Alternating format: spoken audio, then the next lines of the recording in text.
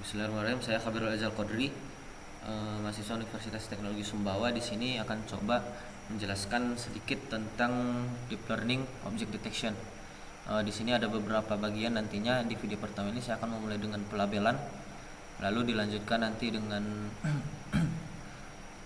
dataset, inferensi, training menggunakan dataset custom, dan menggunakan YOLO, dan banyak lagi.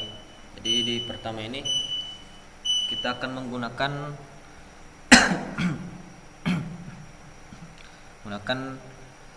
RoboFlow, teman-teman, yaitu platform di peramban browser yang cukup populer dan bisa teman-teman gunakan untuk pelabelan dataset dan fitur-fitur lainnya, kegunaan lainnya. Sini teman-teman harus login dulu ya. Nanti tampilannya akan seperti ini. Dan kalau teman-teman sudah sign in, login, nantinya akan seperti ini. Kalau sudah seperti ini, teman-teman langsung saja mengarah ke project yang ada di sidebar sebelah kiri ya.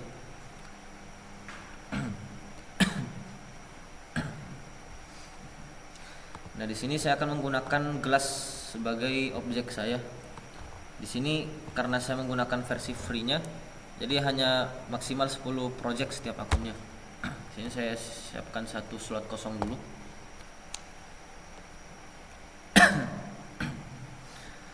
Klik saja new project, beri nama, karena saya memilih Glass berarti detect Glass. Ini tergantung preferensi teman-teman ya. Visibility-nya pastinya public, saya tidak bisa mengubah. Lalu untuk toolnya tradisional, karena ini kita akan menjelaskannya step by step. Lalu untuk jenis project atau project type-nya kita akan menggunakan object detection ya. Langsung saja kita buat. Nah, di sini sudah seperti ini tampilannya. Silakan teman-teman masukkan dataset teman-teman. Tentunya harus disiapkan dulu ya. Saya sebelumnya menyiapkan dataset Glass dari Google seperti ini. Saya ambil fotonya dan saya akan langsung saja masukkan. Sini sudah ada. Saya siapkan 30 ya teman-teman. 30 dataset. Nah, kalau sudah seperti ini, langsung saja klik save on continue, karena kita akan lanjut ke pelabelan. Sini sedang diupload ke project kita dari device lokal sebelumnya. Nah, di sini sudah ya tampilan seperti ini. Nah, setelah itu kita akan labeli secara manual, pilih opsi label myself. Nah, di sini bisa teman-teman lihat, di sini dijelaskan bahwasanya ini adalah data yang annotated atau belum dilabeli, belum dianotasi. Nantinya kalau sudah, itu akan berpindah ke page annotated. Nah, setelah ini kita langsung saja klik start annotating. Nah, cara kita melakukan anotasi teman-teman adalah dengan menandai setiap objek yang menjadi dataset kita, supaya nantinya model atau algoritma yang kita gunakan itu bisa membaca dari gambar dataset kita. Di sini RoboFlow juga sebenarnya menyediakan opsi Smart Select ya teman-teman. Dia menyediakan AI, artificial intelligence, untuk membantu kita melabeli. Tapi di sini kita akan melakukannya secara manual. Sini ada tool bounding box, itu untuk membonding atau membatasi kotak seperti ini secara kotak. Nah, kalau sudah seperti ini, teman-teman beri nama untuk kelasnya. Kelas ini berarti setiap objeknya ya teman-teman, setiap objek apa namanya, seperti itu. Misalnya ini gelas, berarti kelasnya adalah gelas. Kalau misalkan teman-teman ingin menambahkan kelas lain, misalnya teman-teman ingin membuat selain objek gelas ada juga gunting, berarti teman-teman memiliki dua kelas, ada gelas dan gunting. Bisa juga menggunakan bonding yang lebih fleksibel seperti ini. Nah, ini bisa kita gunakan jika konturnya tidak memungkinkan untuk dikotakin saja, seperti itu. Nah, selanjutnya teman-teman bisa langsung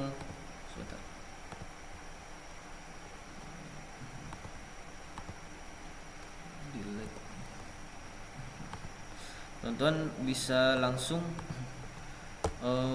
memasukkannya ke dataset yang sudah dianotasi atau menganotasi semua dulu, melabel semua dulu dan memasukkannya ke dataset sekaligus, terserah, bisa ya. Nah, saya masukkan dulu.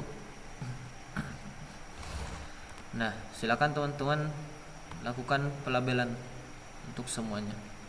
Jangan lupa untuk nama kelasnya disesuaikan seperti ini. Dan tipsnya untuk melabeli ini, jika agak kesulitan untuk membuatnya rapi di pinggirannya, teman-teman bisa lihat grid patah-patah, putus-putus yang berwarna putih ini di sekitar kursor kita, kursor tanda panah, ada menunjukkan batasnya ke arah samping dan atas bawah. Jadi sesuaikan saja batasnya di objek kita dan tarik hingga membentuk bounding box seperti ini. Kita lanjutkan ke semua dataset.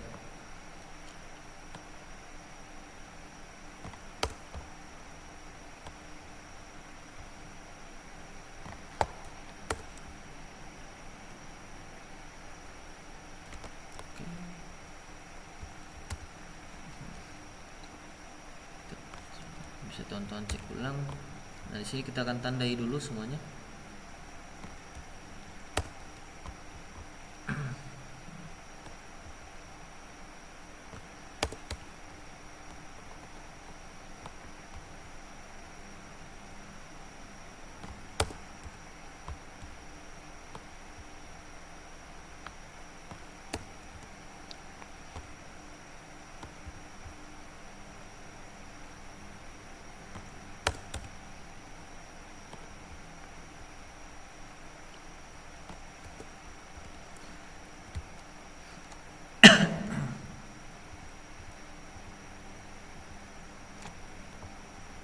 Di sini kita bisa lihat ya, kelasnya.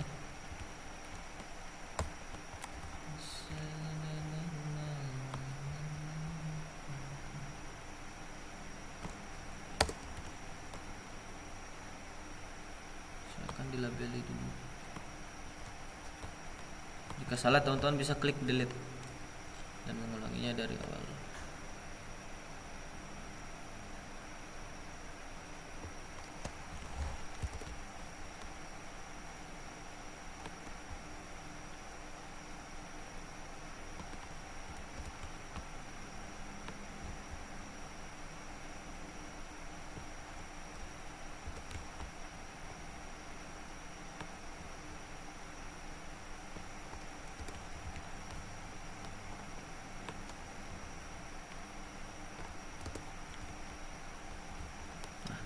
Untuk yang seperti ini, teman-teman bisa lihat kalau kita menandainya dengan bounding box persegi, dia bisa menabrak layar ini.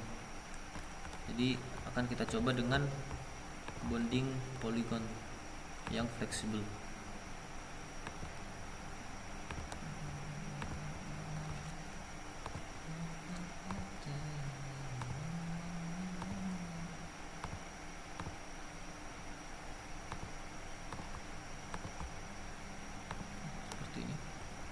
Save. Kita lanjutkan untuk gambar-gambar objek lainnya.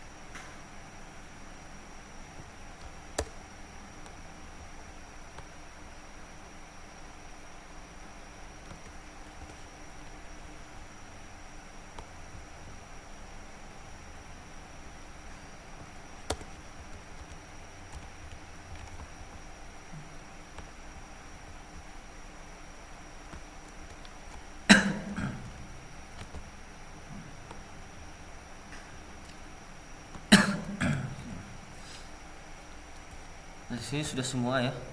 Kita masukkan saja semuanya.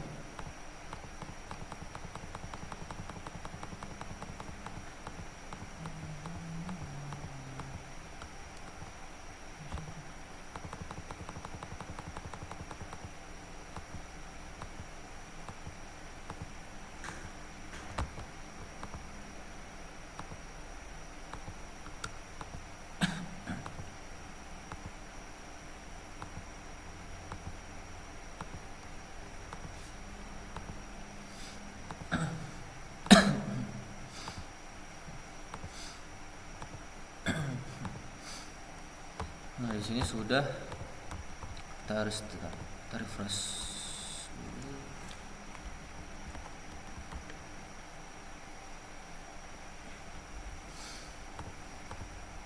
Nah, ini dataset kita sudah dilabeli teman-teman, annotate.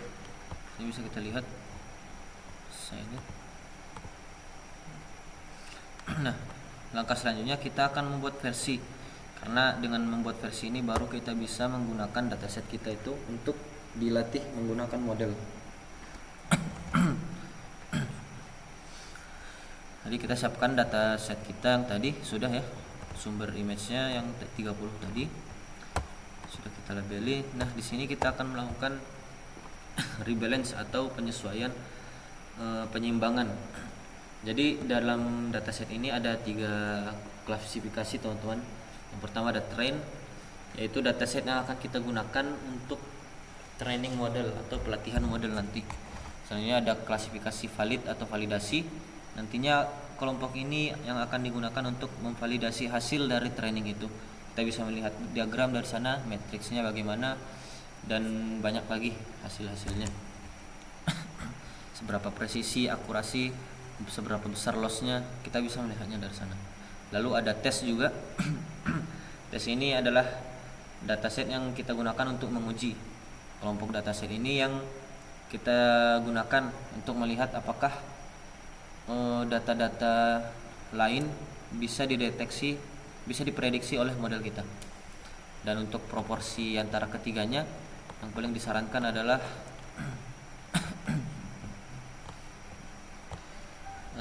70%, 20%, 10% ya teman-teman.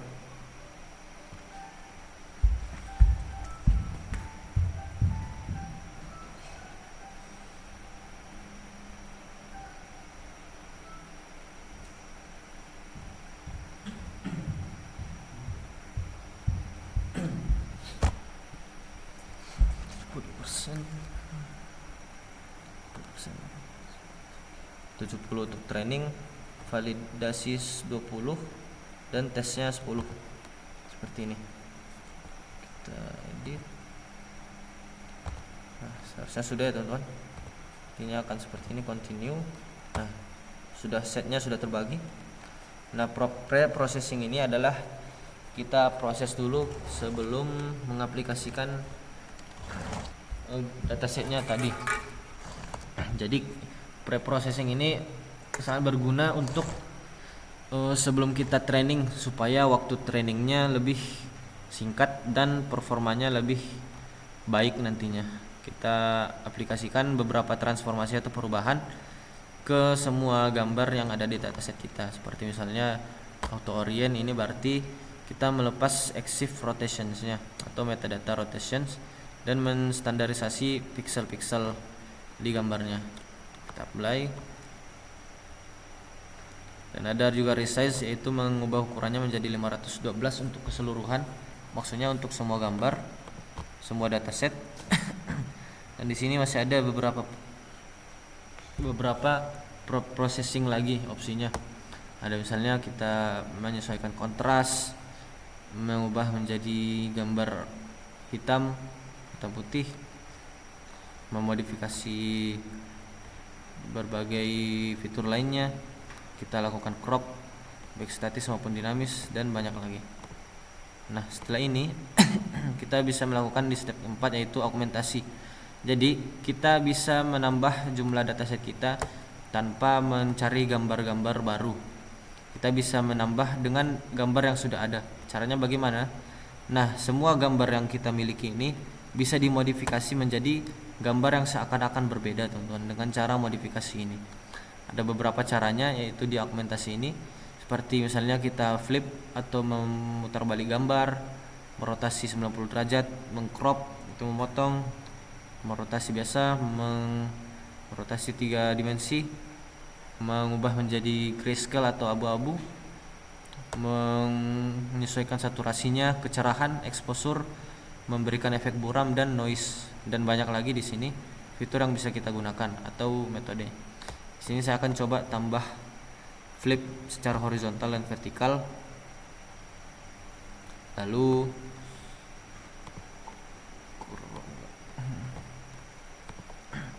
rotation juga 15 derajat. Selain itu juga shear sebesar 9. Kecerahannya juga saya sesuaikan. Oke, saya ingin mengubah 19% menjadi lebih gelap maupun lebih terang. Lalu saya tambah blur juga sebesar 3,6 pixel dan noise 1,sekian%. Continue. Ini nantinya akan memberikan hasil lebih banyak ya teman-teman. Nah, di sini di create ini kita akan membuat versi dari gambar kita sekaligus menambah. Nah, di sini kita bisa membuat gambarnya nanti berapa kali lipat dari sebelumnya, bisa 2 kali, 3 kali dan seterusnya. Tapi untuk 4 kali, 5 kali ke atas ini kita harus memiliki versi premium dari RoboFlow ini. Sementara untuk yang free hanya terbatas sampai 3 kali lipat. Itu saja. Nantinya kita akan memiliki 72 gambar, teman-teman. Jadi match. Nah, di sini sudah, dan bisa kita sesuaikan lagi nantinya. Nah, dengan ini kita bisa menggunakan dataset kita untuk pelatihan, training, dan berbagai lainnya. Formatnya bisa YOLO versi keberapa, atau versi CSV dan versi-versi lainnya. Ada juga JSON, bisa jadi Coco juga, XML. Dan cara untuk unduhnya pun ada 2 cara, teman-teman. Ada 2 opsi. Teman-teman bisa menggunakan cara yang pertama, yaitu mengunduh melalui dalam bentuk zip ke komputer lokal teman-teman. Semua gambar yang ada di dataset itu, anotasi atau labelnya, kelasnya itu masuk juga ke zip tadi. Serta pembagian yang tadi train, valid, test itu akan dibedakan foldernya.